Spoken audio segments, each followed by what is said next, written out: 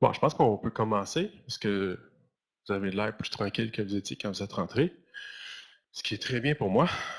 Euh, donc, je suis Martin Hébert. Si je suis ici, c'est entre autres parce que parmi les quelques habiletés que je peux avoir, je suis, j'ai travaillé longtemps en informatique, donc je me débrouille relativement bien avec les logiciels.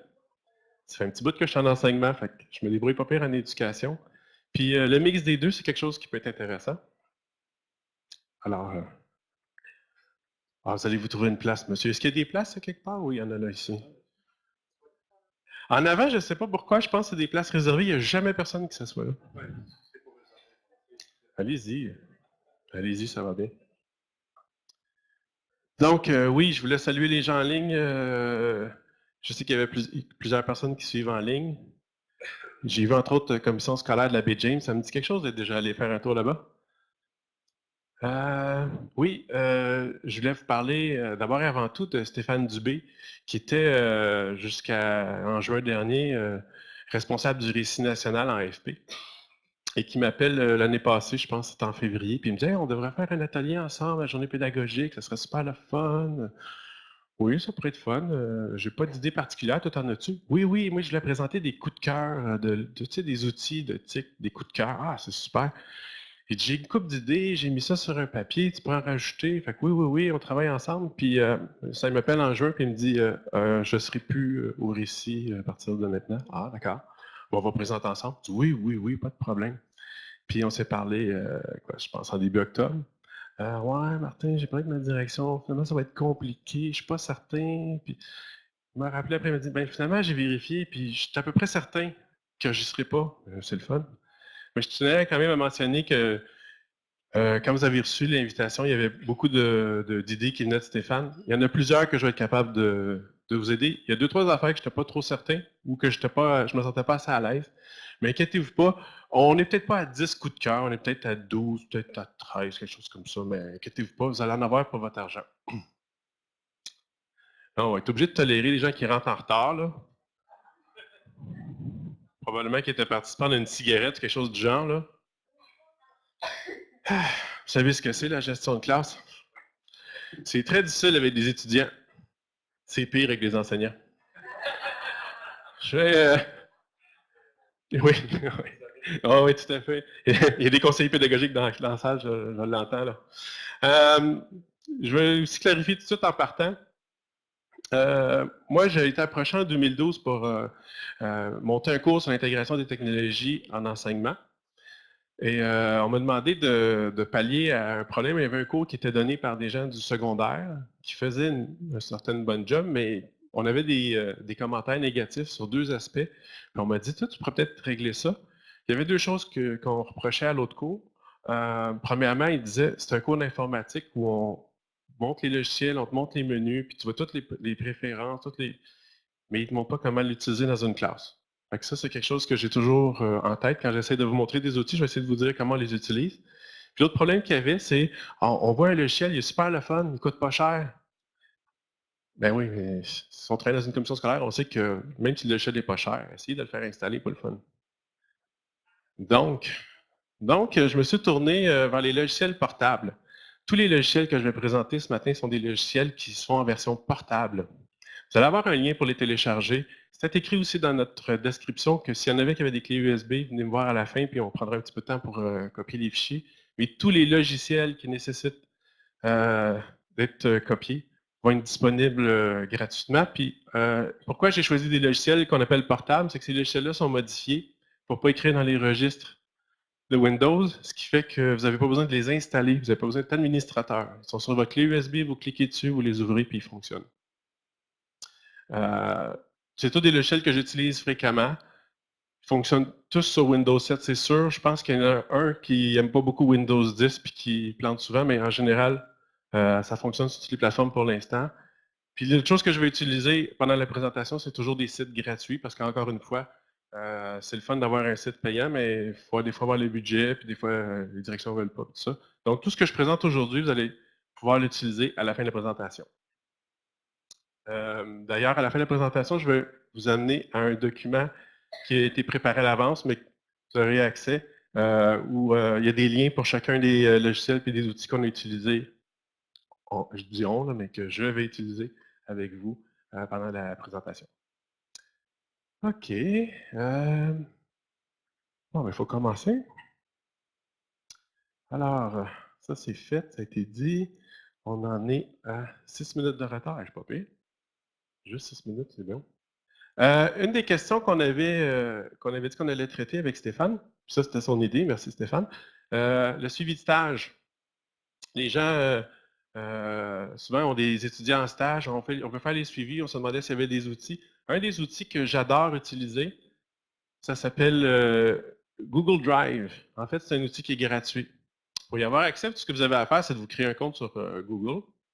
Puis ça, c'est assez facile. Google, d'abord, levez la main ceux qui ne connaissent pas Google. Venez me voir à la fin, je vais vous expliquer.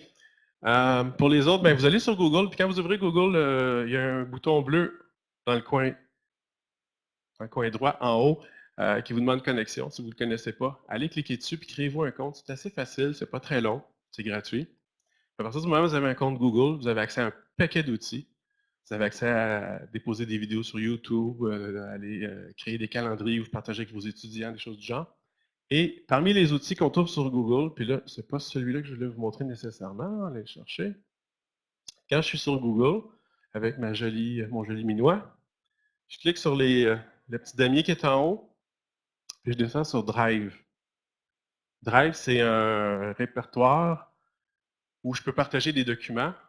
Puis Google a aussi intégré là-dedans, quand je clique sur Nouveau, ils ont intégré une suite bureautique de base dans laquelle vous allez retrouver entre autres Google Doc qui est l'équivalent d'un Word. Si vous connaissez Word, vous allez vous reconnaître. Si vous avez déjà utilisé Word 2003 et antérieur, le menu est quasiment le même. Vous avez Google Sheets, puis juste avoir la couleur, vous avez reconnu qui reprend ce que fait Excel. Vous avez Google Slides. Slides, c'est pour ceux qui ne connaissent pas ça, là, les slides, c'était l'affaire que quand mon oncle sortait, tout le monde paniquait. Là.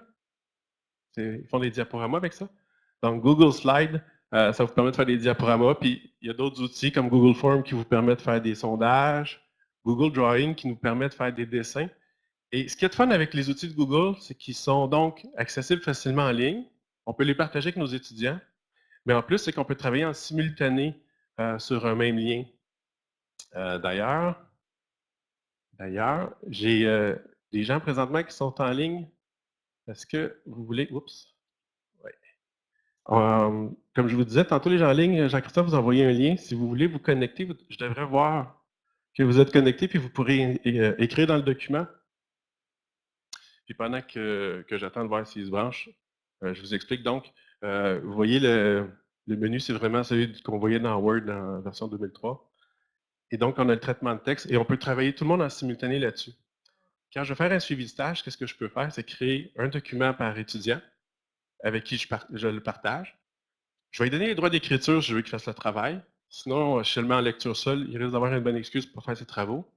Puis c'est facile pour vous d'aller voir régulièrement les documents et d'aller voir s'ils ont déposé des choses.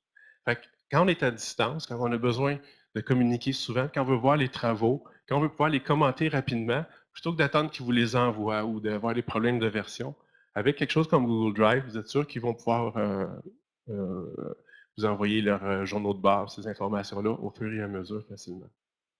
Donc, vous voyez, il y a quelqu'un qui est en train d'écrire, Julien. Puis, comme je vous disais, je l'ai déjà fait dans une présentation, on était une soixantaine de personnes qui écrivaient en même temps. OK, c'est le party, puis après ça, on n'est pas capable de contrôler. J'ai présenté ça à des profs, mais c'est sûr. Mais ça reste que c'est quand même intéressant. Oh. Julian, you're asking, so we are a lot of people. There are even people standing. Il y a des gens qui sont debout en arrière, fait que c'est pour te dire, on est pas mal nombreux. Fait que c'est un outil que je sais que de plus en plus des gens vont utiliser. C'est vraiment un outil que je vous conseille d'aller voir. C'est vrai, j'entends souvent le commentaire, maintenant, il y a des commissions scolaires où on a installé Office 365, puis ça fait quelque chose d'équivalent. Les gens me disent, ah, c'est parce que ça copie Office 365. Non, c'est l'inverse. Google Drive, de Google Documents, ça fait au-dessus d'une quinzaine d'années que ça existe. Puis à un moment donné, Microsoft s'est dit, c'est pas vrai qu'on va perdre ce marché-là. On va donner gratuitement Office 365 aux écoles pour essayer de couper la concurrence. Mais je sais qu'il y a beaucoup de commissions scolaires, des cégeps, des universités qui utilisent Google Documents. C'est très, très facile à utiliser. Je vous le suggère fortement. Vu que vous êtes bien tranquille, avez-vous des questions? Pensez-en une. Oui, madame?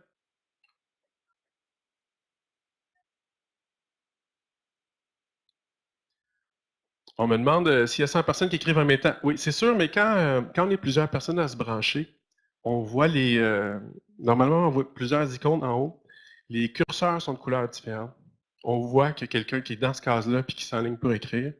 C'est pour ça que quand je fais ça, souvent, je vais faire un tableau pour que les gens se prennent une case puis écrivent dans leur case pour ne pas perdre. Mais effectivement, quand ça écrit tout le monde en même temps, n'importe comment, c'est compliqué. Vraiment, quand je le fais à plusieurs personnes en même temps, systématiquement, je fais un tableau. Sinon, est-ce qu'il y en a qui ont des connexions ici et qui veulent l'essayer? Non, oui. Si, tout à fait. Si on ouvre une feuille par élève, il n'y a pas de problème d'écriture simultanée. Mais des fois, moi, je l'utilise entre autres à l'université. À mon cours de maîtrise, on avait un travail d'équipe à faire. Puis là, il y en a un qui dit ah, on va faire ça dans Word, puis je vais te l'envoyer. Puis... Mais si vous avez déjà fait un travail d'équipe, vous savez ce que c'est. Hein? Vous avez quelqu'un que jeudi à 4 heures qui a une idée, qui l'écrit, qui envoie les courriels à tout le monde.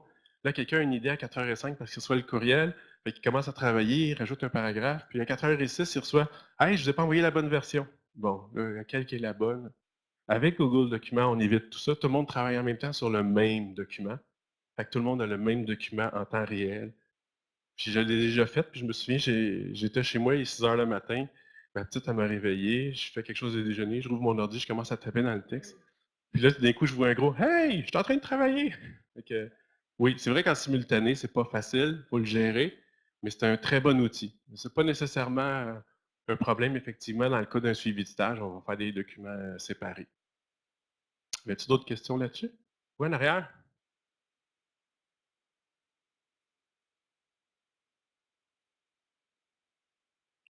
OK, on me demande si c'est compatible avec d'autres fichiers. En fait, quand je termine le travail à la fin, je vais aller dans le menu fichier puis à télécharger dans un format. Puis si vous voyez à l'écran, on peut télécharger en format Word, pour OpenOffice ou LibreOffice. On peut le télécharger en PDF. Fait qu'il y a comme pas mal d'options. Puis un autre désavantage de ça, c'est que je suis sûr que tout le monde de l'équipe qui a Internet peut travailler. Ah ouais, mais moi j'ai un Mac puis j'utilise Pages, puis ah moi j'ai un Mac, non, c'est pas un problème, va sur l'adresse lien, le lien que je t'ai envoyé, tout le monde peut travailler. C'est vraiment un outil qui est intéressant. Oui,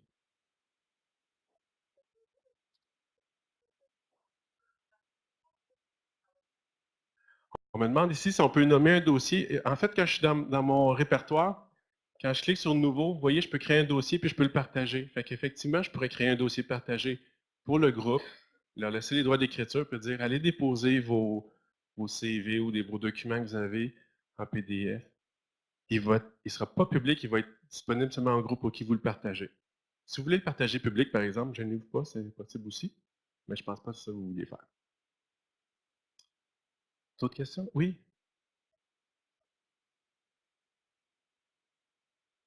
OK. Le document que j'ai partagé, j'ai mis le lien ici. Si vous voulez le prendre en note et y aller, vous pourriez y aller et écrire. Vous allez avoir beaucoup de plaisir. Puis moi, je vais essayer de vous gérer. Oui, je vous écoute. Google 10, Google Drive, dépend de la version que vous avez et de la traduction, mais c'est la même chose. En fait, quand vous avez Google Drive ou Google Disk d'installer, vous l'utilisez principalement pour le partage de fichiers, mais vous avez, quand vous passez par un navigateur Internet, en cliquant sur le petit damier qui est dans la page Google que je vous ai montré tantôt rapidement, je vais y retourner pour être sûr qu'on la voit. C'est là que vous avez accès aux fichiers et aux outils pour écrire en ligne. Je vais le refaire dans quelques secondes, je veux qu'il y ait des gens qui prennent l'adresse en note. D'ailleurs, je rappelle aux gens qui sont en ligne que si vous allez à l'adresse qui est à l'écran présentement, vous pouvez m'écrire des questions afin que je puisse répondre à vos questions, parce que vous avez le droit d'en avoir aussi. Oui?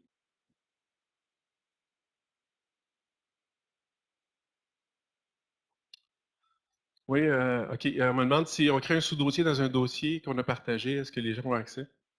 Quand vous créez le sous-dossier, Google va vous avertir. N'oubliez pas que ce dossier est partagé et que les documents du sous-dossier vont être aussi accessibles aux autres. Fait que si vous voulez quelque chose de privé, il faut créer un dossier à l'extérieur du dossier partagé.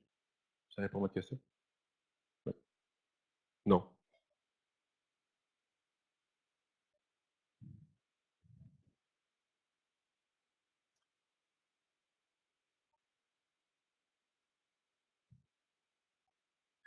OK, on me demande, je veux mettre certains documents accessibles à certaines personnes, puis d'autres documents accessibles à tous. Ben, je vais mettre les documents accessibles à tous dans un dossier que je vais partager avec tous mes élèves. Puis les dossiers qui sont vraiment particuliers, il faut vraiment que je les mette dans un répertoire à part. Puis je les partage avec les personnes avec qui je veux qu'il y ait accès. Fait que c'est une gestion où il faut s'assurer que tout est bien séparé. Mais encore une fois, quand si on revient à l'idée de base que je vous suggérais, si vous créez un document, disons Word, pour chaque élève, puis vous partagez juste le document Word, ça va très, très bien. Ça va? Je vais juste aller jeter un coup d'œil à mes amis en ligne, d'un coup, qui auraient des questions. Alors, bonjour Isabelle de Mont-Laurier, ça va bien? Vous voyez, on a Nathalie qui est de Lévis. Bon. Alors, c'est des questions très pertinentes, j'y répondrai plus tard. Faut toujours bien que je fasse ma gestion un peu. Oh, je suis en train de me rattraper. OK. Dans les outils qu'on voulait vous présenter, on a des outils de questionnaire. Oui, c'est ça. OK. Premier questionnaire que je vais vous présenter, c'est un outil que j'ai découvert récemment, puis avec lequel j'ai beaucoup de plaisir, puis pour lequel il faut que je sorte mon iPad. Puis là, je viens de me rappeler que je ne l'ai pas branché sur Internet, fait que je vais de vous autres. Ce sera pas long. C'est le temps d'avoir des questions. J'ai beau arriver en avance et me dire, il faut que je me prépare, il faut pas que j'oublie ça, il faut pas que j'oublie ça. J'oublie toujours quelque chose. Ce que je vais utiliser avec vous, ça s'appelle Plickers. Vous avez un site Internet gratuit. Vous allez avoir le lien dans les documents qui viennent avec la présentation. Et comment marche Plickers? Plickers va vous installer une application que vous pouvez mettre sur un iPad, sur un téléphone, sur une tablette, peu importe. Ça marche, je l'ai essayé sur mon téléphone Android. Je le teste ce matin avec iPad. Vous allez voir, c'est pareil. Je le sors de la pochette parce que je vais accéder à la caméra plus facilement. Voilà, comme ça. Je suis branché. Bon. Maintenant, dans ma fenêtre Plickers, j'avais préparé des questions. Je vais y aller avec la première question juste pour tester si vous êtes capable de bien utiliser les cartons. J'avais demandé à certaines personnes de ramasser des feuilles en avant avec un signe bizarre. Vous allez voir que sur votre feuille, si vous regardez bien le logo, sur chacune des 4 faces de votre carré, il y a la lettre A, B, C ou D. Selon que vous voulez voter A, B, C ou D, c'est cette lettre-là qui doit être en haut quand vous allez me montrer votre feuille. Fait qu'allez-y, si vous êtes prêt à voter, vous montez votre feuille, puis moi je vais essayer de voir vos réponses au fur et à mesure. J'ai déjà eu des personnes ici, ici. Et là, vous voyez en arrière de moi les votes. Je pense que je les laisse en mode où vous voyez qui a voté. Je peux associer des noms aux numéros. Il y a quand même pas mal de votes. Là, je vois tout ça. Merci, c'est bon. Vous pouvez baisser vos feuilles. Wow! On va aller voir vos réponses. Qu'est-ce que vous avez répondu? Vous avez principalement répondu l'été. Je ne comprends pas. Je suis surpris. Et donc, au moins, je peux voir que vous avez compris comment fonctionnent les votes. Moi, ici, à mon écran, j'ai aussi un aperçu des votes au fur et à mesure. Fait que je vois ici que j'ai ramassé 28 votes. Comme je vous disais, chaque numéro, préalablement, peut être associé à un élève. Fait que je peux garder des traces parce que l'historique va rester dans l'application. Je peux savoir qui a voté quoi à quelle question. Je vais aller voir au niveau de vos connaissances générales. Je prends une question au hasard. On y va avec celle-là. C'est quelque chose que j'ai trouvé sur Internet puis que même moi, je ne connaissais pas. Je vais déplacer ça pour qu'on puisse voir la question. Donc, la question. En 96, la compagnie Reebok a lancé une chaussure de sport pour femmes qui ne s'est presque pas vendue à cause de son nom. C'était quoi son nom? Est-ce que c'était Incubus? Est-ce que c'était Dink? Est-ce que c'était HIV? Ou c'était Fat? Allez-y avec vos... Oh, mon Dieu, ici, ça vote, ça vote. Il y a des gens qui s'y connaissent en Reebok. Oh boy, OK. Ça va. Ouais, comme ça. Là, pour les gens qui ne voient pas très bien parce qu'ils sont à distance, là, on est quand même dans une grande salle, puis je réussis à pas mal ramasser tous les votes.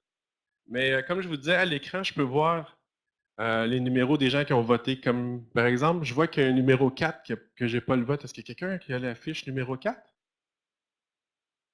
Non? Il y a un petit numéro sur votre feuille? Oui? Vous n'avez pas vu le numéro 4, quelqu'un? Elle est peut-être restée en avant. Non, je vous le demandais comme ça. Mais vous voyez que je suis capable de dire donc qui a voté, qui n'a pas voté en temps réel, puis on peut aller voir vos réponses. Alors, évidemment, tout le monde sait que c'est Incubus qui était le nom, qui n'était pas le bon nom. Ben, tout le monde, en tout cas, au moins 3 personnes. Ben, parmi celles qui avaient des feuilles, je suis convaincu que celles qui n'avaient pas de feuilles, vous le saviez tous. Fait que ça s'appelle Plickers. Vous allez avoir le lien sur les notes. C'est gratuit. C'est une application. Si j'ai Internet et le projecteur, je projette les réponses au fur et à mesure. Si je n'ai pas le projecteur, mais que j'ai pris la peine avant de partir mon cours, avant de partir ce matin, je peux vous le dire, je l'ai fait, de télécharger mes questions, je peux quand même utiliser ma tablette sans Internet. Et vous avez pu voir qu'au niveau de la technologie, ça m'a coûté quand même assez cher de manette. Ça m'a coûté, quoi, c'est 4 cents la copie.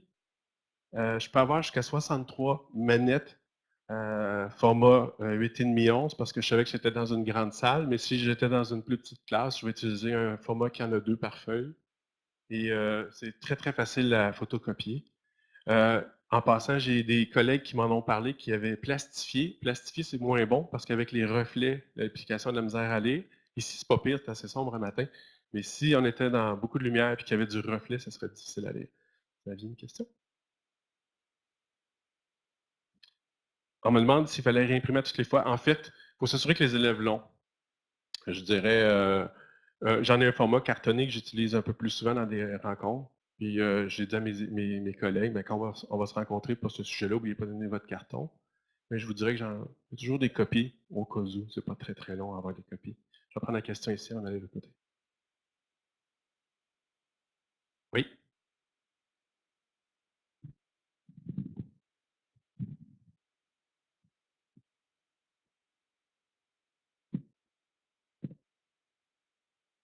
Ah, OK. OK. Je vais répéter votre question pour les gens en ligne. Donc, on m'a demandé qu'il y avait des cartes, mais d'où ils venaient. En fait, quand vous allez sur le site de Plickers, quand vous avez accès à un lien qui s'appelle Cards, c'est en anglais, je l'avoue, mais vous avez accès à une série de cartes. Puis comme je vous disais, il y a différents formats selon la classe que vous utilisez. Donc, si vous avez une petite classe, il vous suggère un format où il y en a 2 par feuille. Si vous êtes dans une grande salle comme on était ce matin, il y a un modèle qui va être 63 cartes à 8,5 11. Fait que c'est là qu'on les prend. On clique là-dessus, ça rouvre un fichier PDF qu'on a imprimé tout simplement. Faites pas l'erreur, comme j'ai fait, d'imprimer 63 cartes puis de vous rendre compte quand vous allez au photocopieur que vous avez gardé recto verso. C'est pas très pratique. Mis à part ce petit problème, c'est quand même relativement facile. Si j'oublie, je vais à une photocopieuse ou une imprimante qui est dans le centre, puis je me dépêche d'aller chercher le PDF, puis je l'imprime. C'est pas très, très long. Ça répond à votre question? Je vais aller voir monsieur, puis je vais revenir après ici. Oui, je le disais tantôt, on me demande si on peut le faire avec un cellulaire. Moi, je le fais avec mon téléphone Android souvent. L'iPad, c'est un peu plus facile à travailler parce que je vois mieux, mais avec un cellulaire, ça marche aussi bien. Il n'y a pas de problème. Je l'ai utilisé dernièrement, je ne l'ai pas utilisé souvent, c'était ma 4e fois ce matin. Je l'ai utilisé dernièrement à l'université dans une espèce de grand amphithéâtre. J'avoue que ceux qui étaient en arrière, là, parce qu'il n'y a personne qui s'assoit en avant à part les derniers arrivés, il a fallu qu'à un moment donné, je m'avance un peu dans l'allée pour aller chercher des cartons qui étaient en arrière. Mais ce matin, j'ai réussi à aller chercher des gens qui sont en arrière avec les grandes cartes. J'imagine que l'éclairage est différent. Mais donc, oui, avec un téléphone, ça marche très, très bien. Pas nécessairement un iPad nécessairement. Il y avait, monsieur, on me demande si on peut associer un nom d'élève à un numéro de carte. En fait, je l'avais mentionné, mais je vais vous le montrer. Ici, là, je peux aller rentrer le nom des étudiants, puis effectivement leur donner un numéro de carte. Je pense que c'est le bouton là. Oui, c'est ça. Qui vous dit aussi, vous pouvez faire un copier-coller si vous mettez le prénom puis le nom séparés par un espace, ou si vous mettez le nom de famille, virgule, puis le prénom. Fait que vous pouvez copier-coller à partir d'une liste de présence directement là, puis à ce moment-là, vous importez votre classe tout d'un coup. Ça va quand même assez rapidement. Ce matin, je n'avais pas vos noms, sinon j'aurais probablement pris le temps de l'essayer pour le fun. La seule fois que je l'ai essayé, c'était avec des collègues à la commission scolaire. Puis oui, j'avais associé des noms avec les cartons, puis ça va très, très rapidement. Fait que, parce que là, ce matin, J'ai l'historique de vos votes quelque part. C'est-tu ici, je vois ça? Je me souviens pas où, mais je peux voir l'historique des votes en tout cas. Je me souviens. Je pense qu'il faut que j'aille sur la question directement. Je vais sur la question. La question sur Reebok, qui était ici. Je peux voir l'historique, savoir qui a voté quoi. Euh, Ici, je pense. Oh, je me trompe. Je me souviens plus c'est où. Il y a un endroit, en tout cas, je peux les importer en Excel. Ça peut être intéressant si vous avez des étudiants que vous suivez sur plusieurs jours, de garder la trace et de vous rappeler que celui qui a le carton 14, il se trompe toujours quand on arrive à tel ou tel sujet. Ça peut être intéressant. Fait que oui, il y a moyen d'associer. Vous créez vos classes, fait que vous pouvez avoir différents noms selon le groupe que vous enseignez. Il y avait une dame. Ah, c'est ici.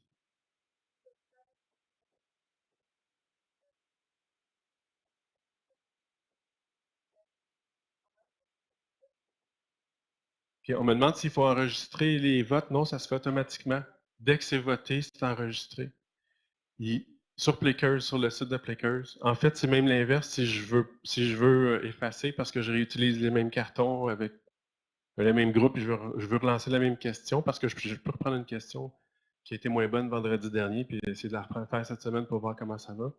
Ben, je peux aller effacer l'historique à ce moment-là parce que sinon, il est toujours disponible. Puis là, j'avoue que je ne me souviens plus, mais je sais que je l'ai déjà vu. Fait que, je vous dirais, allez voir. Si vous ne trouvez pas, vous m'écrirez, on va le trouver ensemble, c'est pas un problème.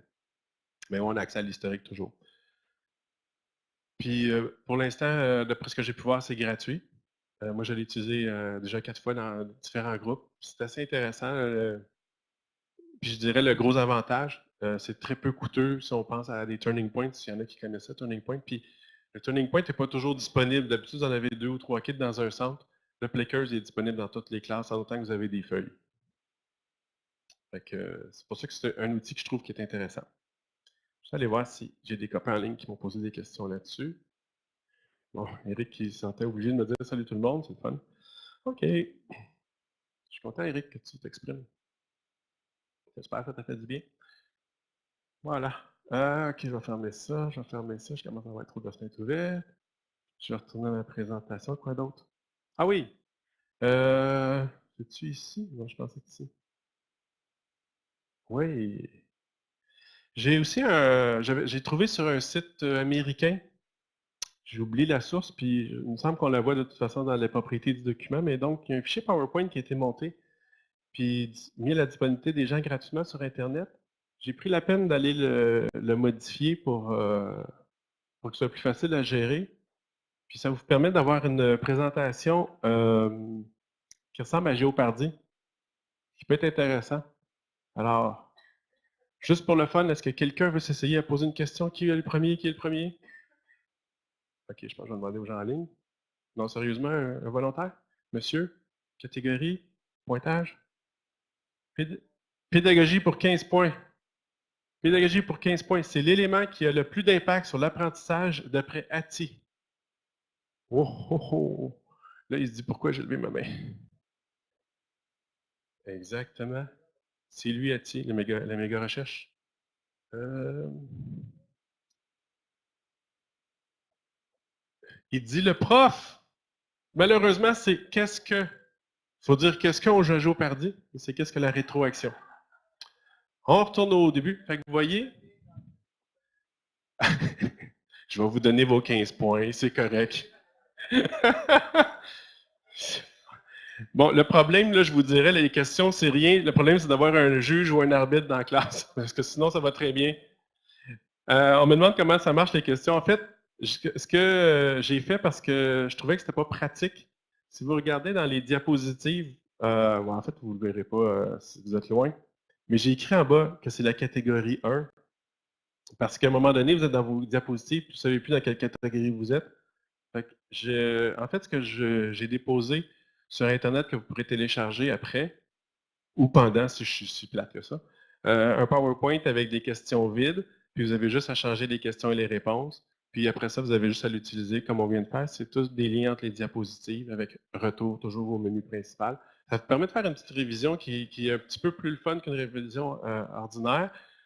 Je l'ai utilisé une fois, puis je me disais, c'est plate parce que j'ai juste une personne à la fois qui teste la question. Fait qu'un des trucs que j'avais trouvé, c'était de créer des équipes.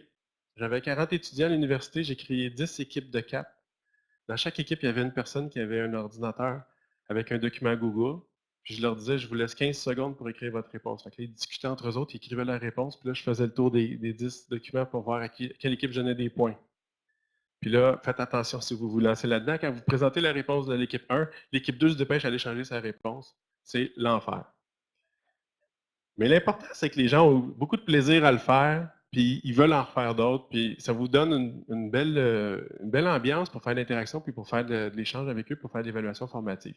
Fait que c'est un bel outil, je pense, à utiliser, Géopardy. Puis vous aurez accès, donc, comme je vous disais, c'est dans les notes. Ah, les diapositives, on me demande comment ça va se placer. Les diapositives sont déjà créées, puis c'est écrit question 1, question 2, question 3, puis en bas, j'ai écrit catégorie. Fait que vous avez juste à aller changer le texte de la question.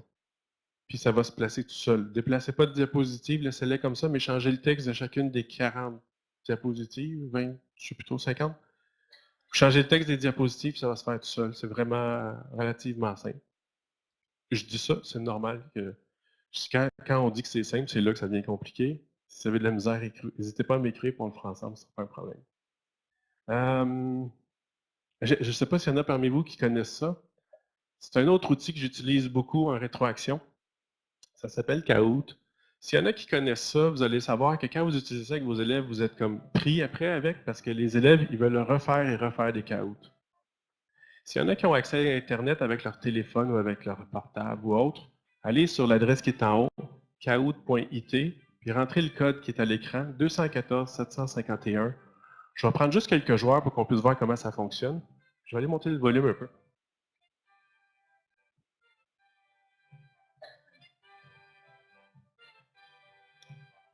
Fait que, la façon que ça se présente, donc, les gens, quand ils vont aller sur l'adresse kahoot.it, vont se faire demander de rentrer le numéro. Puis après, on va leur demander d'écrire leur nom pour pouvoir les reconnaître. Fait que là, je vois que j'ai déjà quelqu'un d'inscrit. Je vois pas le nom parce que c'est en blanc sur blanc, c'est formidable. C'est pas très fort, mon affaire. Je sais pas comment donner les noms. Mais je vois le chiffre sur le côté, on est rendu à 8 personnes inscrites. Les gens qui sont en ligne, vous pouvez l'essayer si vous avez un accès Internet, kahoot.it. Je vous répète le code, 214 751.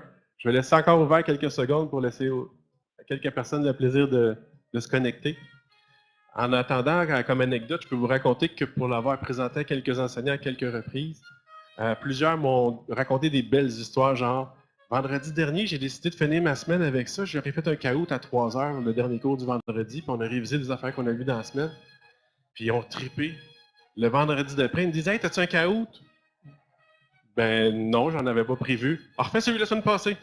Les élèves ont demandé des Kahoot. Fait que là, il me dit depuis ce temps-là, à toutes les semaines, il a créé des nouveaux.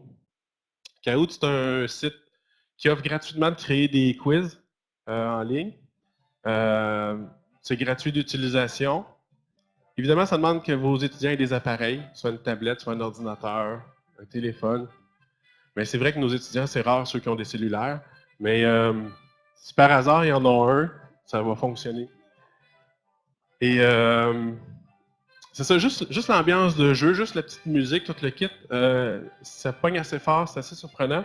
Moi, je l'ai présenté à un de mes amis à un moment donné, un samedi, il vient chez nous, on jase, puis je disais: Hey, j'ai découvert de quoi, j'ai fait ça avec mes étudiants cette semaine, disant: Ah ouais, qu'est-ce que c'est? Fait que là, j'y monte des questions que j'avais faites.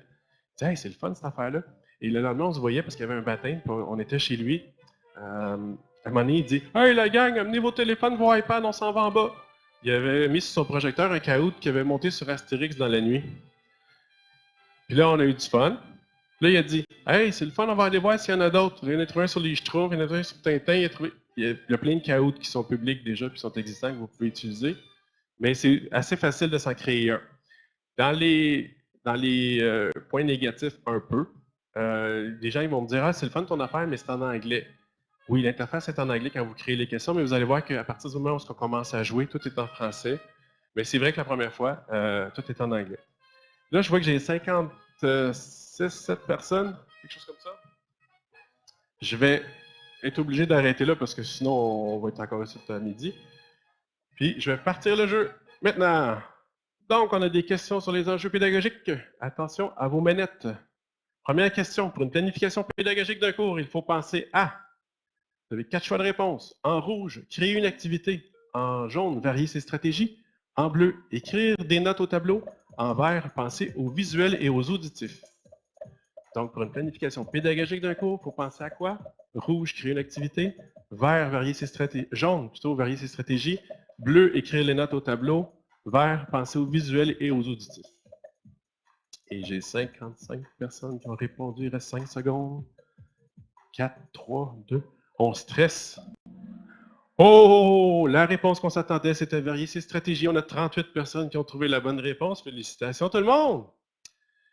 Vous avez remarqué que j'ai pris la peine de répéter les choix de réponse parce que vous avez pu voir, ceux qui ont voté, qu'on voit juste les couleurs.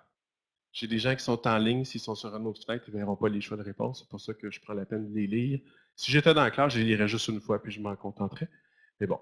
Alors, on va aller voir où on en est présentement dans le classement. Alors, c'est Kina qui mène avec 912 points et Max qui est à ex aequo. On a Pierre Bellan. C'est pas la chanteuse, ça, non, RE. 893 points, 892, très très proche Marco, et on a ça à 864. Le pointage s'est fait parce qu'ils ont eu la bonne réponse, puis ils ont répondu rapidement. Ah, OK. Absolument rendu à cette étape-là, pour la deuxième question, ça se met à voter vite. Checkez bien ça, on y va pour une deuxième question. Selon une étude récente en Allemagne, qu'est-ce qui nuit à la mémorisation? Alors, pour gagner jusqu'à 1000 points, est-ce que c'est rouge, manger sucré, jaune, écouter de la musique, bleu, boire de l'eau ou vert, courir avant un cours? Qu'est-ce qui peut nuire à la mémorisation? Là, je répète pour rien parce que tout le monde est en train de voter. Rouge, manger sucré, jaune, écouter de la musique, bleu, boire de l'eau et vert, courir avant un cours. Mais là, c'est de la stratégie parce que des fois, si vous répondez trop vite, vous avez 0 point. Il faut prendre le temps de répondre. Ah, c'est quelque chose, c'est pas facile. C'est plus facile d'être en avant qu'être à votre place. J'aimerais pas ça à votre place. Alors, d'après une étude allemande, manger sucré va nuire à la mémorisation. Puis, si vous avez des questions là-dessus, monsieur en avant va y répondre. Bien sûr. Alors, c'est un monsieur qui s'appelle Diné qui va vous répondre. OK, le carton est du côté Diné. Alors, on a Max qui vient de dépasser Kina par 4 points. Attention. Pierre est toujours en 3e position à 18,93. Nati qui suit de proche de 30 points. Et on a le CFP, CO, je ne sais plus c'est quel nom, mais il y a un CFP qui participe à 1841. Oh, ça se corse. Question numéro 3. En plus du sentiment d'efficacité, quel autre facteur influence la motivation? Est-ce que c'est rouge l'autonomie, jaune les bonnes notes, bleu l'encouragement ou vert un objectif d'un métier? Alors, qu'est-ce que, en plus du sentiment d'efficacité, quel autre facteur influence la motivation? Est-ce que c'est l'autonomie en rouge, bonne note en jaune, bleu pour encouragement ou vert pour objectif de métier? Je ne sais pas si c'est moi, mais il me semble que les réponses s'y rendent pas mal plus vite. Ah, là, c'était pas le sucré, hein? Et la réponse, c'est l'autonomie. Et l'autonomie, il y a 4 personnes qui ont eu la bonne réponse. On va vérifier qui mène. Oh, ben on a des nouveaux noms qui apparaissent. Donc, JC est en première position. C'est le seul qui a eu 3 bonnes réponses à date. Max est toujours en 2e position. Kina, Pierre et Nati. On va enchaîner avec la 4e question parce qu'on n'est pas là pour toute la journée. Enseigner une procédure est plus efficace si on fait 3 fois la démonstration, en rouge, si l'enseignant explique avant, en jaune, si les élèves donnent les étapes, en bleu, ou si les élèves lisent la procédure avant, en vert.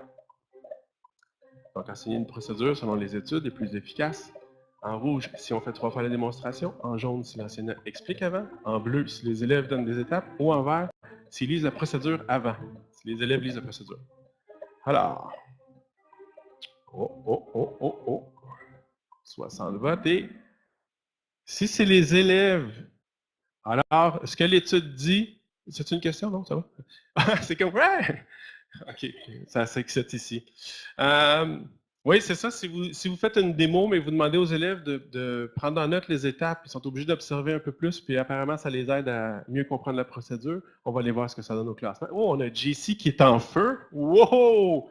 J'avais jamais vu le logo, c'est nouveau pour moi. Wow! 3939 points. Non seulement il y a les bonnes réponses, mais il répond vite. Le petit sacrifice. Kina, Pierre, le CFP, Oh, puis on a un nouveau Pierre qui vient d'arriver au classement. On y va pour la dernière question. Attention, un élève qui a un TDAH, et ça ne me sens pas concerné par ça pantoute. En rouge, va avoir besoin d'une balle de stress. En jaune, faire de la méditation. En bleu, il devrait relire ses notes le soir. Ou en vert, il devrait travailler avec un autre bon élève. Alors, un élève qui a un TDAH, qu'est-ce qu'il devrait faire? Rouge, avoir une balle de stress. Jaune, faire de la méditation. Bleu, relire ses notes le soir. Ou vert, travailler avec un bon élève. Alors, je vous laisse réfléchir. Il y en a qui hésitent. Il y a des questions plus faciles, c'est sûr. Alors, faire de la méditation. Et 10 personnes. Il y a des études qui ont été faites auprès des moines bouddhistes. On se demandait comment ça se passait pour eux. Avec les imageries cérébrales, on a regardé et on s'est rendu compte que dans les zones qui étaient très riches en connexion neuronale, c'est celle de l'attention qui était le plus actif. On a eu l'idée de vérifier chez des élèves, on leur fait faire de la méditation pleine conscience. Et en quelques semaines, à 3 ou 4 séances de méditation pleine conscience par semaine, en dedans de 6 semaines déjà, si on a pris une photo de leur cerveau au début et après 6 semaines, on voit déjà des différences au niveau des connexions neuronales pour l'attention. Beaucoup d'écoles ont commencé à instaurer des sessions de méditation suite à ces études-là, mais les recherches se poursuivent. Donc, hey, c'est JC qui était toujours en feu, qui est toujours en première position. Je vais vous demander votre feedback. Est-ce que vous donneriez une note entre 0 et 5? Quelle note vous donneriez? Est-ce que vous avez appris quelque chose? Est-ce que vous recommandez le quiz qu'on vient de faire? Et comment vous vous sentez? Donc, allez-y voter. Je vous laisse quelques secondes pour le faire.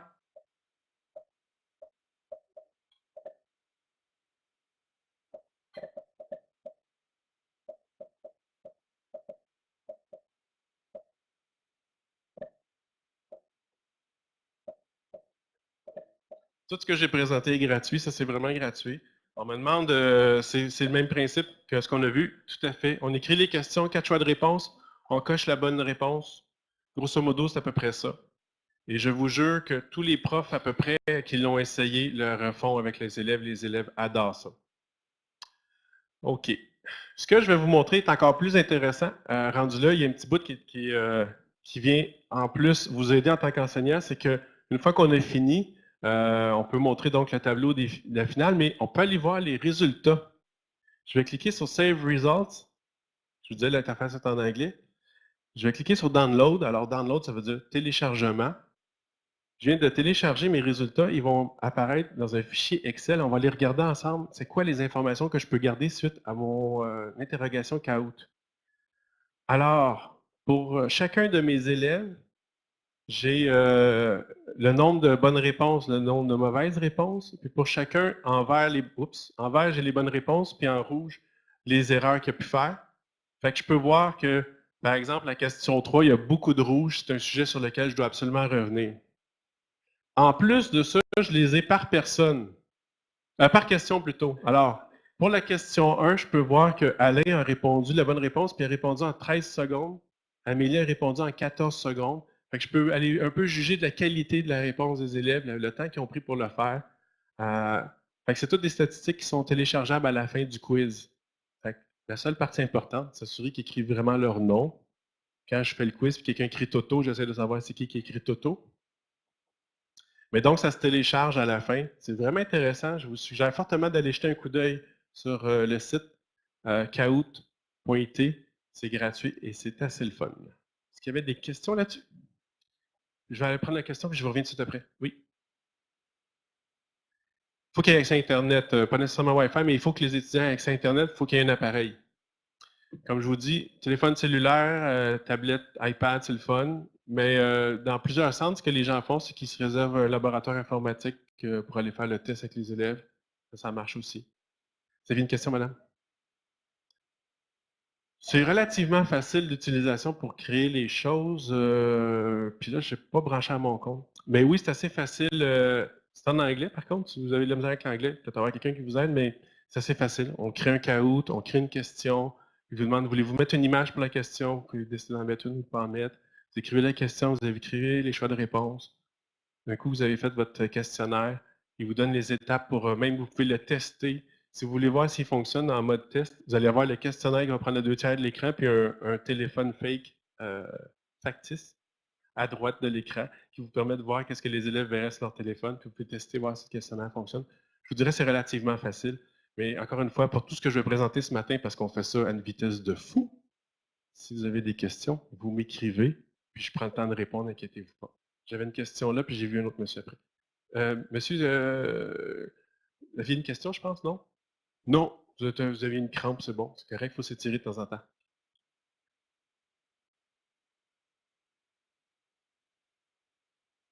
Wow! Quelqu'un me demande, est-ce que c'est un outil qu'on peut utiliser en mode asynchrone à distance? Pas vraiment. C'est vraiment synchrone. Il faut que les étudiants voient le questionnaire et je ne crois pas qu'il y ait d'option sans délai dans Kahoot. Je crois que le maximum de délai qu'on peut laisser, c'est 2 minutes. Fait que si on a des questions qui nécessitent de la réflexion, c'est le maximum qu'on peut laisser. C'est pas le bon outil pour faire quelque chose d'asynchrone. Par contre, tantôt, on va en voir un autre outil où on peut faire quelque chose d'asynchrone, puis on va le regarder ensemble. Tout à l'heure, je vous promets qu'on va le faire. Puis là, j'ai 25 minutes de retard parce qu'on est bien du fun, puis je vais courir comme un fou, mais c'est pas grave, j'aime ça. Pour les droits d'auteur, il y avait des questions sur les droits d'auteur. En fait, j'ai 2 choses pour vous. La première, puis j'ai découvert cette semaine en préparant la présentation qui sont rendus à la quatrième édition. Là, j'ai mis le lien vers la 3e. Mais dans le document que je vous ai préparé, vous avez le lien vers la 4e édition, qui est l'édition de 2016. C'est une firme d'avocats qui a fait le tour des questions-réponses qu'on peut se demander sur les droits d'auteur pour les enseignants. Je vous amène à la table des matières, vous donner une idée des questions. Par exemple, est-ce qu'un enseignant a le droit de faire des copies pour son enseignement? Est-ce que l'enseignant a le droit de faire écouter des enregistrements sonores ou des émissions de télé? Pour chacune de ces questions-là, vous avez la réponse, ou des éléments de loi. Vous allez voir que des fois, oui, vous avez le droit, non, vous n'avez pas le droit. Oui, si vous respectez telle ou telle condition. Fait que, il y a des histoires de pourcentage, il y a des courriels aux auteurs, des choses du genre. Si vous avez une vidéo, vous pouvez copier complètement le film au complet puis le diffuser dans votre classe gratuitement si les élèves ne partent pas avec le film. Il y a vraiment beaucoup d'informations sur les droits d'auteur. C'est complémentaire à ce que Copybeck présente. C'est pas tout à fait la même chose parce que Copybeck, eux, vont vous donner accès à des choses sur lesquelles vous n'aurez pas de droit d'auteur. C'est un petit peu différent, mais eux, ils font des présentations aussi. Puis, ils font ça gratuitement. Fait que, si vous avez des questions sur les droits d'auteur, c'est une bonne idée aussi peut-être de faire affaire avec Copybeck. Mais donc, c'est écrit par des avocats. C'est vraiment un document qui est intéressant pour les droits d'auteur que je vais passer rapidement. Puis l'autre chose que je vous ai mis rapidement, vous avez accès à Thierry Carcenti, qui est directeur de la chaire de recherche sur les technologies en éducation, a préparé un document avec 59 sites Internet sur lesquels il y a des images libres de droit. Vous cherchez une image, vous avez 59 sources avec des sites qui ont 900 millions d'images, 1 million d'images, 20 millions d'images. Vous avez pas mal de choses à trouver là-dedans qui sont libres de droit. Puis à ce moment-là, libre de droit, ça veut dire que vous ne vous posez pas la question, est-ce qu'on a payé les droits, est-ce que j'ai un pourcentage? Tous ces sites-là donnent accès à des images libres de droit. Une question ici? Oui. Non, j'ai préparé un lien que je vais vous donner à prendre en note tantôt. Euh, je vais vous le donner tantôt, le lien avec cette page-là, mais vous avez tous les sujets qu'on a couverts sont là, puis il y a des liens. Puis vous allez avoir mon courriel aussi, fait que si j'en ai oublié, vous me pognerez avec un courriel, je vais m'arranger. Aïe, aïe, aïe, aïe, aïe. OK, je passe vite. Je vais aller pour les quiz. Pour les quiz, j'ai 2 outils. Euh, Là, je me rappelle plus où j'ai mis le lien. Pour les gens qui sont en ligne, j'avais préparé un prédit, mais après ça, j'ai décidé d'utiliser, parce que dans le plan de la description de l'atelier ce matin, je vous parlais de faire un plan de leçon. Vous voyez que depuis tantôt, j'ai mon plan de leçon ici avec les liens vers les sites Internet, les documents. Le logiciel s'appelle Course Scroller, le dérouleur de cours.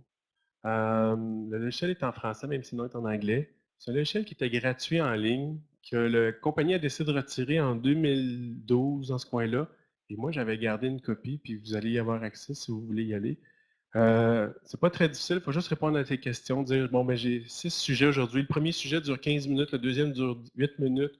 Vous mettez les heures et vous dites, ah, il y a un 15 minutes de pas occupé, ou ben non, tu débordes d'un 15 minutes, il vous avise là-dessus. Ce matin, je n'ai pas activé les pauses parce qu'on n'a pas de pause, mais si j'avais activé les pauses, un message apparaîtrait à l'écran et me dire youhou, c'est le temps de la pause. C'est très, très intéressant. Puis donc, je voulais que vous puissiez voir comment je l'utilise. Vous voyez aussi qu'on est rendu à 5 sujets sur 11 de couverts.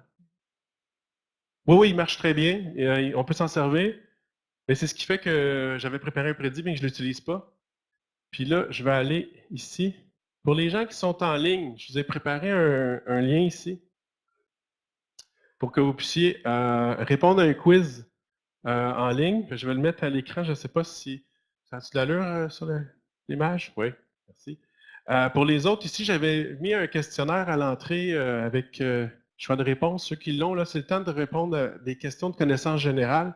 Vous allez voir, c'est des questions très intéressantes et pertinentes. Je vais aller chercher une copie parce que je ne m'en souviens pas par cœur.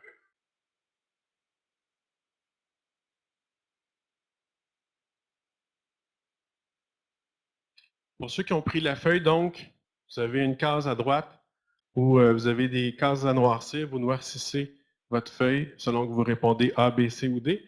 Puis vous allez voir, on corrige ça en un clin d'œil.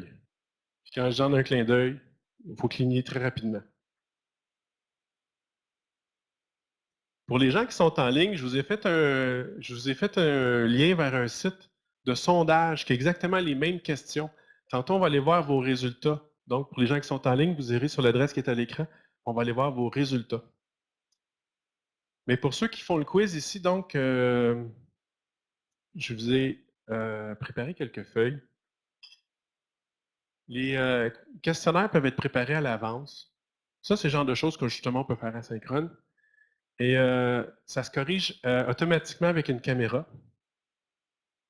Et je peux attribuer un numéro à chacun de mes étudiants. Je peux même personnaliser, si je veux aller plus loin, il y a des outils pour le faire.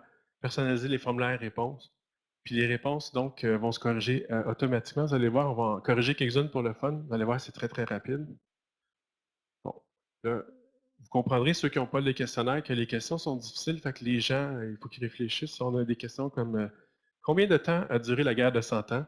A, 116 ans. B, 99. C, 100 ans. D, 150. Fait que vous comprenez que je les laisse réfléchir.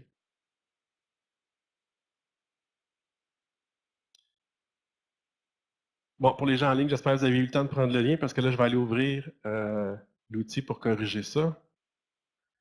Alors, nous, on utilise GradeCam. Le lien est ici. Je vais aller l'ouvrir. Encore une fois, évidemment, c'est un site qui offre un compte gratuit que j'utilise. Le compte GradeCam que j'utilise permet d'avoir des questionnaires jusqu'à 10 questions. Si vous voulez avoir un questionnaire à 11 questions et plus, il faut payer. Mais à 10 questions pour un petit formatif, je trouve que ça fait un job. Vous allez voir que ça se corrige quand même assez vite en plus. Là, la caméra. Oh. Ben, ma caméra ne marchera pas juste pour me faire avoir l'air fou, c'est ça? C'est un bon questionnaire. Ah non, je ne suis pas bonne place. Excusez. Ça, c'est pas le. Ouais, c'est ça, évidemment. Ah, qu'est-ce que tu fais? Je sais pas, mais dépêche-le.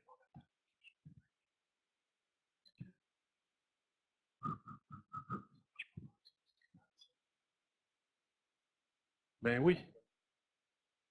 Juste pour vous donner une idée, là, j'ai des. Oups, là, c'est pas ça, je vais vous montrer tantôt. Quand je donne le cours à l'université, puis que ça m'arrive, j'ai des étudiants en fin de session où je leur demande qu'est-ce que tu as appris d'intéressant cette session-ci? À chaque session, j'en ai deux ou trois qui me disent hey, je dis que j'ai appris quoi de bien important. C'est pas grave si ça plante. OK, quand tu suis mon cours, c'est ça que tu retiens, c'est vraiment le fun à savoir. C'est pas grave si ça plante. Caroline, qu'est-ce que j'ai fait de pas correct? Ah, c'est parce que j'ai pas créé d'étudiants. Oh, fallait que je crée des étudiants. Ah, zut. Je peux t'en créer un vite fait. Oh non. Je savais que j'oublierais quelque chose. De classe. Ah oui, ok, je l'avais fait. J'ai juste oublié de le faire. Oh non, j'en ai pas. C'est bon. Je me parle comme ça, c'est correct, c'est normal. Ah, bravo. OK, vous allez être obligé de me croire. Désolé, j'ai pas bien fait mon affaire. C'est vraiment plate. Normalement, ce que j'aurais fait qui vous aurait super impressionné, c'est que j'aurais allumé la caméra, j'aurais mis le questionnaire devant la caméra. Au moment où je mets le questionnaire devant la caméra, je vois sur l'image un carré vert qui apparaît à côté de la partie formulaire et il me dit tout de suite 5 sur 5, 4 sur 5. Il va me dire question 3, je ne suis pas sûr s'il a coché B ou C, lequel qu'il a coché. je peux aller vérifier. Si ça n'a pas été bien coché ou bien noirci, je peux aller à la main corriger ça. Et je vois les résultats en temps réel. Je l'ai-tu fait avec vous autres à l'université? Tu peux-tu juste dire aux autres que ça marchait, là, une fois? Merci. C'est très, très fine. Non, je fais souvent ça comme dernier cours à mon dernier cours de la session. Je fais un petit examen comme ça de 10 questions, puis je leur dis quand vous allez quitter, vous allez avoir votre note finale. Ils viennent en avant, bip, bip, bip, puis ils voient leur note très, très rapidement. Pourquoi je trouve que c'est un bel outil aussi à avoir pour nous autres, c'est qu'on peut préparer des formulaires et des questions à l'avance. Puis si on a pensé à créer nos étudiants dans le système, je peux laisser l'ordinateur ouvert dans le coin de la classe avec une caméra et dire aux étudiants, ceux qui finissent l'activité plus vite, allez vous piger un formulaire de formatif en arrière, faites-le, puis venez vous corriger vous-même. Il y a un mode élève où l'élève va voir juste ses résultats, puis il n'aura pas accès aux réponses. Il va juste voir ses résultats à lui. Fait qu'il y a moyen de faire un formatif, de préparer à l'avance. Bon, tout à fait. Vous avez raison. Si on veut faire des évaluations pour diagnostic en début de session, ça va très, très rapide. C'est des petites questions simples. Ça nous donne une petite idée. En début de module ou en début d'un sujet, comme diagnostic, c'est un très bon outil qui est super impressionnant quand le gars s'est préparé comme du monde. Hey, non, mais en plus, c'est que j'ai pris le temps de personnaliser les codes des étudiants, mais je n'ai pas pensé de les créer dans le système. C'est fort. Désolé, vous êtes obligé de me croire. Je vais aller voir ici ce que les gens ont fait en ligne. Ce que les gens ont fait en ligne, je les ai envoyés sur un sondage. Ça, pour monsieur tantôt qui demandait en asynchrone, c'est un truc que j'ai vu utilisé entre autres par une enseignante en secrétariat. Quand elle finissait ses cours, elle disait, je vous ai préparé un quiz, je vous ai envoyé le lien par courriel, vous irez répondre au quiz. Mais en fait, c'est pas un quiz, c'est un sondage. Puis, si vous n'avez pas de problème avec votre pare-feu, vous êtes capable d'aller voir le quiz. Bon, je pense que s'il n'y a pas d'autres questions, ça va être terminé pour... C'est le fun, l'informatique. C'est vraiment, j'adore ça, c'est vraiment le fun. Ouais. Alors, comme quelques-uns de mes étudiants, vous avez compris que des fois ça marche et des fois ça marche pas. Bon, excusez, je respecte le micro en plus. Je vais essayer d'y aller manuellement. Ah, cool. J'ai créé, c'est celui-là. Oui, oui. J'ai créé un quiz en ligne avec, j'ai choisi SURS. L'interface est en anglais, mais comme je vous disais, une fois qu'ils sont dans le questionnaire, c'est seulement en français. J'aurais pu prendre Monkey Survey, j'aurais pu prendre d'autres choses de gratuits. J'aime beaucoup Serves pour la mise en page, j'aime beaucoup la façon que c'est présenté. Serves, il permet d'avoir plusieurs répondants à un sondage sans trop de problèmes. Ça fait plusieurs années que je l'utilise. Puis, une fois qu'on a créé le sondage, on peut aller analyser les réponses puis voir. Fait que je peux voir que j'ai eu 27 visites, 20 personnes qui ont répondu. Puis là, je peux aller voir les résultats pour chacune des questions. Fait que vous voyez ici, il y a plusieurs personnes qui sont tombées dans le piège puis qui ont voté que c'était 100 ans, alors qu'on sait très bien que la guerre de 100 ans a duré 116 ans. Aussi, à la question 2, il y a plein de gens qui se sont fait avoir parce que Panama Hut, ils ont pensé que c'était au Panama, alors qu'on sait tous que c'est en Équateur. En quelle année les Russes fêtent la révolution d'octobre? Encore là, j'ai 85% de mes étudiants qui se sont plantés, alors que tout le monde sait que ça se fête le 7 novembre. Vraiment, je suis un peu déçu. Le prénom de Georges IV, j'en ai juste un qui a répondu Albert, les autres sont tombés dans le piège. C'est vraiment décevant. Puis, quel animal donne son nom aux îles Canaries? 18 personnes qui ont répondu Canaries. C'est excessivement désolant, alors qu'on sait qu'en latin, c'est l'île des phoques. Mais bon, enfin. Je sais qu'ici, vous aviez tous eu les bonnes réponses. Je suis fier de vous. Oui, madame? On peut faire combien de questions? Je pense que j'ai jamais eu de problème de limite de questions. J'ai fait des questionnaires, 10-15 questions, j'ai pas eu de problème. C'est possible qu'il y ait des limites de questions, mais il me semble qu'il n'y en a pas.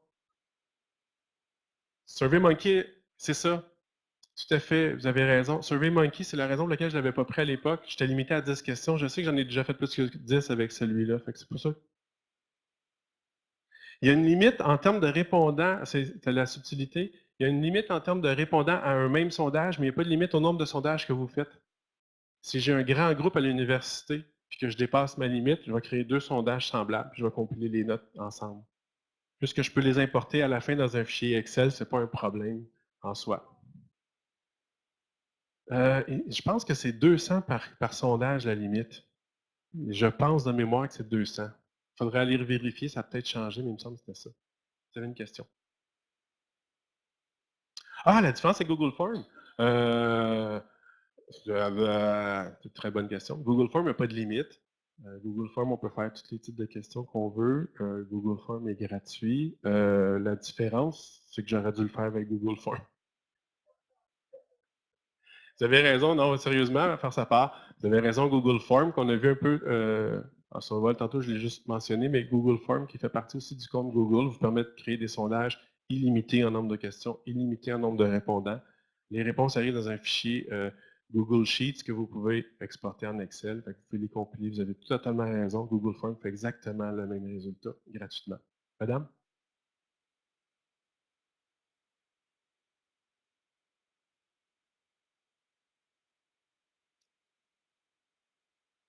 OK. Madame, ici, fait l'intervention, a dit pour les gens à distance que dans Google Forms, on est limité dans les types de questions, mais juste aller voir rapidement dans les types de questions qu'on a ici. C'est pas si. C'est pas, c'est pas. Les choix multiples à une seule réponse, choix multiples à plusieurs réponses, choix multiples dans une liste, le texte ouvert d'une ligne, plusieurs boîtes, une matrice. Fait que c'est pas beaucoup plus dans Surf que dans Google Forms. Euh, non, l'intervention est très bonne. D'ailleurs, le document sera modifié dès cet après-midi. Le lien de Surf sera effacé et je mettrai le lien vers Google Forms. J'aime ça, ma job. Merci pour l'intervention. Vous avez totalement raison. 11h25. Hey, mon Dieu, le temps file, le temps file. Je vais couper l'activité, mais je suis en retard de pas mal de temps. Je vous présente rapidement un logiciel que j'utilise à l'université régulièrement pour faire des cartes conceptuelles. Je voulais faire un jeu avec vous autres, mais je n'aurai pas le temps. Mais ce que je fais, quand j'ai pas de message d'erreur, bon, je vais encore avoir l'info.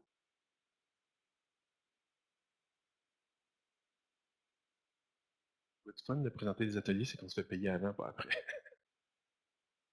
Je fais des jokes, c'est gratuit. Ce que je fais quand je fais des cartes conceptuelles dans la classe, j'amène un outil très révolutionnaire. Ça s'appelle le clavier sans fil. C'est quelque chose de totalement inédit qui se vend à 40, 50 dollars. Vous pouvez, celui-là, j'ai payé 40 parce qu'il y avait une souris aussi d'intégrer. Ce que je vais faire avec ça, c'est que je vais demander à un élève de prendre en note le brainstorming qu'on fait. Il va les écrire à l'écran. Ça va apparaître alentour d'un sujet central. Puis une fois qu'on a fini ça, puis là, je vois Cynthia qui fait oui, oui, oui. Une fois qu'on a fini ça, on peut les regrouper dans les branches très facilement, juste en glissant avec la souris. Fait qu'avec le logiciel gratuit, un clavier sans fil, une souris sans fil, on peut monter une carte conceptuelle en groupe très rapidement pour faire des brainstorming. C'est très, très efficace. Atil le dit, mais plusieurs études le disent depuis longtemps, les cartes conceptuelles, c'est vraiment un outil qu'on n'utilise pas assez pour résumer ou analyser des sujets, faire des synthèses. En plus, j'utilise Xmind, vous allez avoir un lien pour le télécharger, il est en version portable. J'utilise Xmind par rapport à FreeMind ou d'autres logiciels. Pourquoi? Parce que Xmind vient en version Windows, Mac, Linux. Fait que peu importe la plateforme, c'est le même logiciel. Si vous changez d'ordinateur, vous continuez comme si de rien n'était. Vous savez un peu ce que c'est une carte conceptuelle, vous irez voir le logiciel, relativement facile. Puis si vous apprenez les raccourcis clavier, vous êtes capable de monter ça très rapidement sans même toucher à la souris, ça va très vite. Puis vous êtes obligé de me croire. Oh. Ah, mais finalement, je suis plus en retard que ça. Euh, Ah, il me reste presque plus de sujet en plus. Pour travailler avec les PDF, je voulais vous montrer parce que souvent on a des fichiers PDF, puis on va être capable de pouvoir travailler dedans, mais on ne sait pas trop comment. Il y a un logiciel que j'adore, que j'ai découvert un peu par accident, il y a 4 ou 5 ans, et que j'utilise systématiquement maintenant. Ça s'appelle PDF Exchange Viewer. Il est en français. C'est quoi l'avantage d'Exchange Viewer? C'est que là, je n'ai pas pensé de me préparer un PDF, c'est pas fort. Je vais aller avec celui-là. Qu'est-ce qui est le fun avec Exchange Viewer, c'est que si vous regardez en haut, on a une barre d'outils assez volumineuse. Puis dans les outils qu'on a, on a des choses pour, par exemple, surligner des bouts de texte. On a des outils pour, je n'ai pas mes lunettes, pour mettre des commentaires, tout simplement. On a des outils. Moi, je l'utilise beaucoup pour les travaux. À l'université, tous les travaux que les étudiants m'envoient, première chose que je fais, je les mets en PDF. Puis après ça, je corrige. Puis je dis, ah oui, ça c'est bon, ça c'est bon. J'ai un petit logo aussi pour dire quand c'est pas bon. Fait que j'ai des étampes que je peux mettre facilement. Fait qu'ici, là, ça c'est pas bon. Ouais. Il y a quelqu'un qui me demande, tu modifies pas le document avec ça. En fait, PDF Exchange permet surtout d'annoter un document, c'est vrai. Ceci étant dit, parmi les outils qu'il y a, puis ça, je le fais souvent à l'université aux étudiants pour le montrer. Ici, on a, ah oui, ici, un outil qui fait des rectangles. Fait que ça, ici, par exemple, là, c'est plus Véronique qui travaille sur le projet, c'est quelqu'un d'autre. Je mets un carré blanc sur le nom de Véronique. Oups. J'écris, je vais chercher l'outil ici pour écrire. J'ai écrit le nom de quelqu'un d'autre. Prendre un nom au hasard, quelqu'un qu'on ne connaît pas, là, c'est Martin. Puis je le prends. Quelqu'un me dit, il n'y a pas la même police. Non, parce que je n'ai pas pris le temps de le faire. Mais si je suis capable de retrouver la police, ça a l'air du Times. Probablement que je vais le mettre en Times. 12 ou 11, probablement, quelque chose comme ça. Ça ne paraîtrait pas trop. Puis, ce qui m'est déjà arrivé dans un document où on ne retrouvait pas la police, j'ai tout simplement réécrit la ligne au complet. Au final, les étudiants ne se rendent pas trop compte. C'est pas ça qui était vraiment important. L'important, c'est que je ne suis pas pris avec un document PDF qui n'est pas mis à jour. Je m'en étais servi une fois parce qu'on avait un document qu'on avait fait, qu'on a mis en PDF pour que les élèves modifient. Mais on avait perdu l'original, puis on avait des choses à changer dessus. J'ai mis des carrés blancs sur les zones à changer, j'ai réécrit par-dessus. Les étudiants ne voient pas. C'est un bon outil. Pour mes corrections, quand je fais des corrections avec les étudiants reçoivent mes commentaires dans les travaux, ils peuvent se l'imprimer s'ils veulent, ils peuvent le consulter juste sur leur iPad s'ils veulent. C'est vraiment facile. Et dans les outils qu'il y a dans le menu fichier, il y a une place où je peux mettre un mot de passe, ce qui fait qu'ils sont capables de le consulter, mais ils ne sont pas capables de l'imprimer ou de le modifier. Ou je peux leur laisser le droit d'imprimer, mais pas de modifier ou des choses du genre. C'est vraiment un bel outil pour annoter des PDF.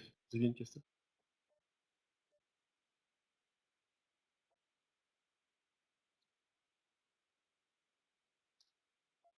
Oui. OK. Je respecte, juste pour les gens en ligne, je m'excuse. Donc, il y a quelqu'un ici qui nous dit qu'il le fait avec des plans, c'est ça, des plans d'aménagement, qui prend des photos, qui met en PDF, qui va annoter, puis qui peut retourner aux élèves. Donc, l'échange, vous dites que c'est quelque chose qui, c'est très rapidement, puis les élèves ont une rétroaction rapide. Vous voyez, il y a plein de choses qu'on peut faire avec des outils comme ça. Est-ce que vous utilisez quelque chose de semblable pour faire les annotations? C'est celui-là que vous utilisez? Ah. L'autre chose qui est le fun en PDF, des fois, c'est que vous êtes capable de annoter, c'est pas pire, mais mettons que vous vouliez être capable de tout faire. Il y a un site Internet qui vous permet de tout faire. Hey, j'ai une belle voix, hein? Je ne pas de la radio. Vous avez ici une série d'outils, c'est gratuit, vous pouvez vous créer un compte, mais ce n'est pas obligatoire. Vous êtes capable après ça de passer un PDF pour le compresser, de prendre un PowerPoint, de le changer en PDF. La question qu'on me demande souvent, j'ai un PDF, je voudrais le revoir en Word. Vous allez cliquer sur cet outil-là, vous le déposez là. À date, il fait une maudite bonne job, vraiment là. C'est un site Internet, vous allez avoir le lien dans le document que je vous ai fait, que je vous ai préparé. Ça s'appelle Small PDF. Cette semaine, j'ai une prof qui m'appelle de la chute. Elle me dit, hey, Martin, j'en ai un PDF, on veut le changer en Word. Comment qu'on fait déjà? J'ai dit Small PDF. Elle me dit, ah oui, c'est vrai. Elle m'a écrit un courriel pour me remercier comme 10 minutes après parce que ça a été aussi rapide que ça. Je vais prendre la question là puis je reviens après. Il y a des limites. C'est quoi les limites? OK. On peut convertir 2 documents, puis après ça, il y a un certain délai avant de pouvoir en convertir d'autres. J'ai toujours fait juste un à la fois. Je ne savais pas. Merci pour la précision. Si le document est protégé par un mot de passe, je ne vous l'ai pas dit, mais il y a même Unlock PDF. Je ne l'ai jamais utilisé. Non, c'est pas moi. C'est un conseiller pédagogique que je connais, un gars très simple. Non, il n'est même pas sympathique. C'est quelqu'un que je connais vaguement. Qui avait un document du ministère qu'il voulait être capable de modifier puis qui était barré. Il est allé sur Unlock PDF. Puis là, quand il est arrivé sur le site, il a déposé son document. Là, ça lui a fait promettre qu'il avait le droit de débarrer le document et le document a été débarré. Vraiment, là, il a trouvé ça bien le fun. Mais je ne vous l'ai pas dit. Dites-le pas à vos étudiants, ça sera encore plus drôle. Moi, je trouve ça un petit peu dangereux, mais à date, les rares fois où mon ami a utilisé ça, il a été capable de tout débarrer les documents. C'est assez... Ça fait peur. Mais donc, sur le site Small PDF, j'ai pas la notation, mais j'ai tous les autres outils que j'ai besoin. Avec Small PDF, vous allez avoir le lien sur les outils. Est-ce qu'il y avait d'autres questions pendant que je ferme ça?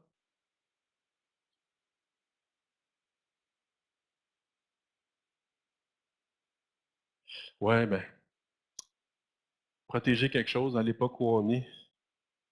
Il y a juste une façon de faire selon un certain président, c'est de s'acheter une arme. Euh, je vais faire. J'ai dit ça un commentaire politique, moi, là.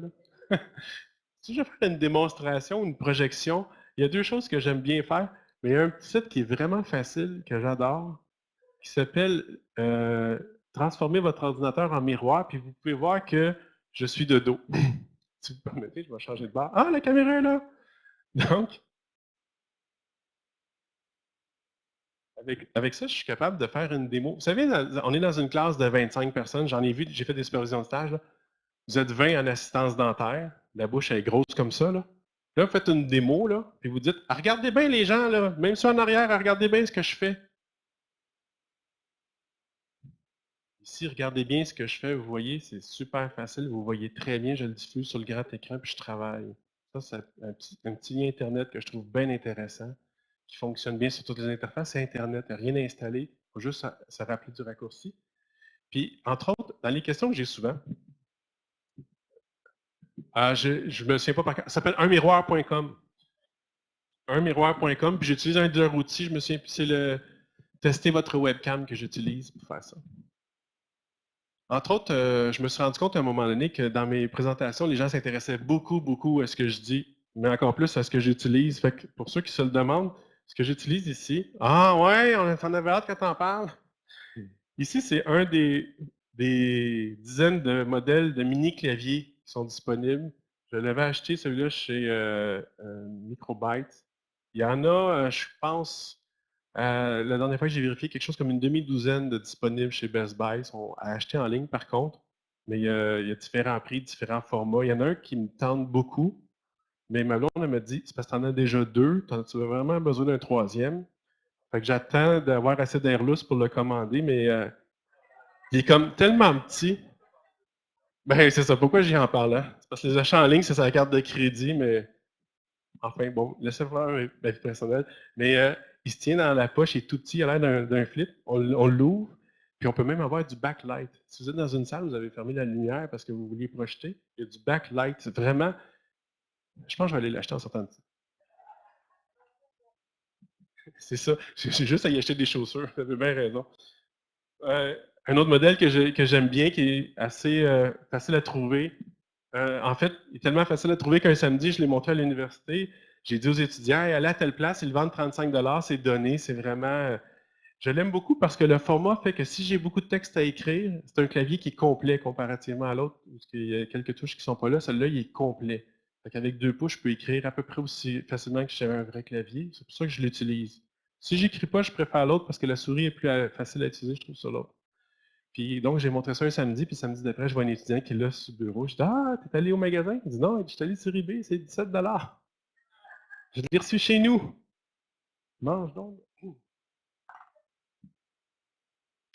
Le petit blanc, je pense que vous allez le trouver en ligne. En fait, ce qu'il faut retenir, faites une recherche mini clavier USB. Si vous mettez ces 3 mots-clés-là, c'est sûr que vous allez avoir des options de mini clavier de ce genre-là. Pourquoi j'adore utiliser ça? Parce qu'à part quand j'ai un micro qui m'empêche de bouger, d'habitude, je me promène dans une classe, puis je vais souvent en arrière. Puis les étudiants, ils finissent par se dire que c'est pire de s'asseoir en arrière avec moi que de s'asseoir en avant. Puis je me suis dit, ouais, ouais, c'est vrai. Fait que moi, j'aime ça me promener dans ma classe. Je suis pas pris en arrière du lutrin avec un mini clavier. Fait que chaque fois que je fais une présentation, j'ai toujours mon mini clavier en main. Celui-là avec la petite boule, vraiment, je me suis habitué. Je trouve que ça va aussi bien qu'une vraie souris. Euh, je suis encore de dos. Mais donc, mini clavier USB. Faites une recherche sur Google, mini clavier USB. Faites une recherche sur Best Buy, entre autres, parce qu'ils vendent de l'électronique, mais allez sur la source, allez voir. Moi, je ne fais pas une scène là-dessus en plus. Allez magasiner. Puis madame, elle me dit, oui, dès que j'ai fini de magasiner mes souliers, je vais aller voir Martin, c'est promis. C'est fun. J'en ai pas parlé. Je voulais aussi vous suggérer, mais il me reste comme 2 minutes pour vous en parler. Un autre site qui s'appelle appear.in, ça veut dire apparaître dans. C'est un jeu de mots. Et puis là, Yann elle me fait Hey, t'as oublié de me regarder. Non, non, je m'en souviens. Appear.in, là, si vous voulez faire une visioconférence avec un étudiant, là, vous allez là et vous dites ah, tiens, je vais ouvrir une salle, je vais l'appeler Martin. Ah, je vais l'appeler Artin, ça va aller plus vite. J'ai envoyé un courriel à mon étudiant, je dis va sur appear.in/Martin. Et s'il y a Internet, une caméra, on va pouvoir commencer rapidement. Ah, il y a déjà quelqu'un qui utilise le nom, fait qu'il faut que je demande la permission pour rentrer. Fait qu'il faudrait que je change de nom si je voulais inviter quelqu'un. On peut faire une visioconférence gratuite avec jusqu'à 8 personnes en même temps, sans configuration, sans installation, sans rien. Ça marche aussi sur iPad, ça marche aussi sur les téléphones. Appearance, c'est vraiment le fun. Il y a des fois où je m'en sers pour faire des démos. Je dis aux gens, mais prenez votre ordinateur puis suivez-moi. Je vais faire la démo dans Appear.in. Vous allez pouvoir me regarder. Fait que c'est pour ça que je vous le mentionne. Appear.in. OK. Liane puis moi, on est des amis. On veut que ça reste comme ça. Je vous dis rapidement que le point 10, c'est un logiciel que j'ai quasiment jamais le temps de présenter qui s'appelle Sigil. Pourquoi je le trouve intéressant? Parce que c'est un logiciel éditeur qui permet de faire en WYSIWYG, what you see, is what you get. C'est-à-dire, vous travaillez comme dans un traitement de texte Word dedans. Mais le format final qui va sortir, c'est un fichier .epub. Et ça, un fichier .epub, ça se lit sur une lectrice. Euh, vous savez, les gens qui lisent des romans, ils lisent des fichiers pub. Ça se lit sur un téléphone, ça se lit sur un iPad, ça se lit aussi avec des logiciels sur Internet, je veux dire sur ordinateur. Mais l'avantage de faire ces notes de cours avec un EPUB, c'est que la mise à jour est super facile à faire. On n'a pas à réimprimer nos notes de cours d'une session à l'autre. On n'a pas 20 copies de la session dernière qu'on veut réutiliser. On a toujours le livre électronique disponible à nos étudiants. Il se lit en plusieurs formats. Puis les quelques profs que j'ai connus qui l'ont utilisé, ils me disent que les étudiants aiment bien quand ils sont en stage, de juste avoir ouvert leur téléphone pour aller consulter leurs notes de cours. Vous irez le voir, c'est un petit logiciel qui s'utilise vraiment comme un traitement de texte. C'est relativement facile. Ça s'appelle Sigil, mais vous allez avoir le lien pour télécharger. Tous les documents, tous les logiciels que je vais vous donner vont être en fichier compressé parce que sinon, ça aurait été interminable le téléchargement. Donc, n'oubliez pas, si vous allez chercher un des logiciels dont j'ai parlé, il faut absolument extraire les fichiers pour l'utiliser. Donc, faites un clic droit dans votre ordinateur, faites extraire tout, puis vous allez avoir accès à un répertoire où tout est là. Conclusion, ben, Léane est encore mon amie, il est 11h41, je suis en retard d'une minute. Clôturé, j'ai fini.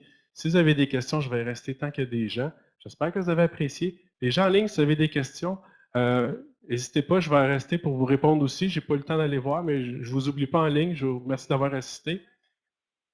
Ah, puis le lien. Hey, le comique, tu avais dit que tu avais un lien. Oui, oui, oui, j'avais dit ça. On se calme, on se calme. Ouh, ils sont pas reposants, eux autres. Ça doit être des profs. Je vais laisser. Je vais le laisser à l'écran.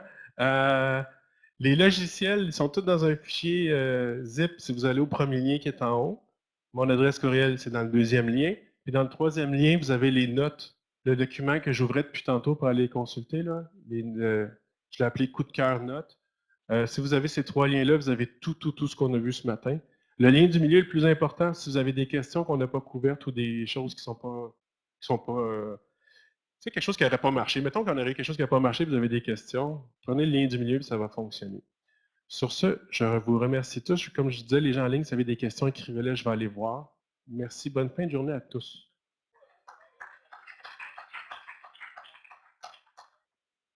Et Anne, on est encore amis? Oui, c'est pas pire.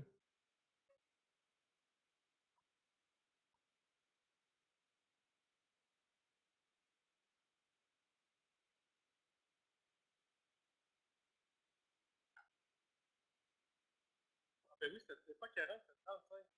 OK, on est amis pareil, t'es fine.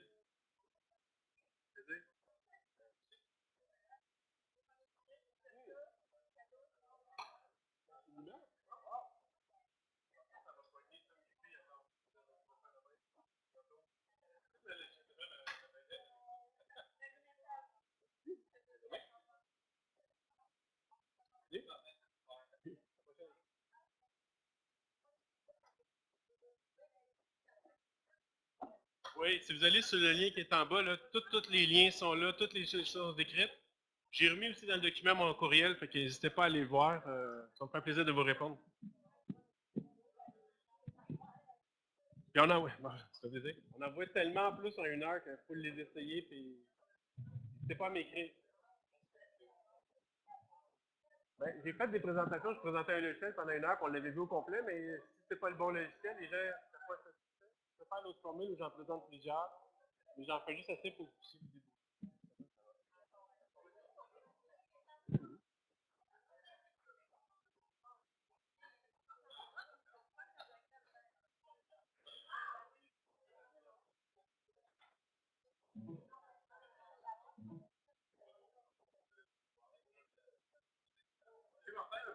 C'est extrêmement intéressant. Mieux.